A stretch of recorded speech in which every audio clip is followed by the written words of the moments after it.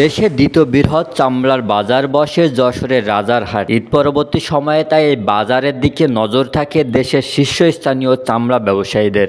এবছর ঈদ পরবর্তী প্রথম হাট না জমলেও দ্বিতীয় হাটে চামড়ার ব্যাপক আমদানি হয়েছে। যশোর সহ আশেপাশের বিভিন্ন জেলা থেকে মৌসুমি চামড়া ব্যবসায়ীরা লবণ দেওয়া প্রায় 30,000 চামড়া নিয়ে হাটে আসেন। বেচাকেনাও হয়েছে জমজমাট। তবে মৌসুমি ব্যবসায়ীদের দাবি, সরকার নির্ধারিত মূল্যে তারা চামড়া বিক্রি করতে পারছেন না। ঋণ নিয়ে চামড়া কিনে তারা বিপাকে রয়েছেন।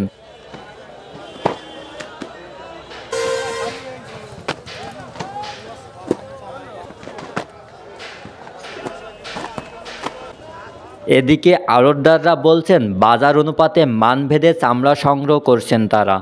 আমি 2500 টাকায়ও চামড়া কিনছি, আমি 2000ও কিনছি, 1000 টাকায়ও কিনছি। কারণ চামড়ার মান ভেদে কিন্তু চামড়ার দামটা হয়। ভালো চামড়ার ভালো দাম, খারাপ চামড়ার খারাপ দাম।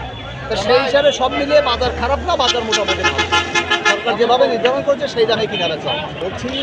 আমার সরকার নির্ধারণের দাম যে বলছে, ওই যে ও কি ফুটের হিসাব জানে? ও তো ফুটের হিসাব জানে না যে এই চামড়াটা কত ফুট হবে। আমরা তো ফুট হিসাব করে চামড়াটা কিনি, আমরা তো ফুটের বাইরে যাবো না। 45-50 টাকায় আমাদের খরিদ্দারি যাচ্ছে। 45 থেকে 50-এর মধ্যে আমরা খরিদ্দারি করছি, কারণ এই মালটা আমাদের ঢাকায় পৌঁছাতে গেলে 50-52 টাকা পড়ে, 55 টাকা পড়ে।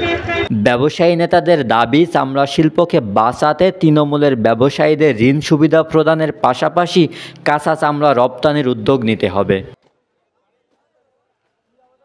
ডেস্ক রিপোর্ট, বাংলার ভোর।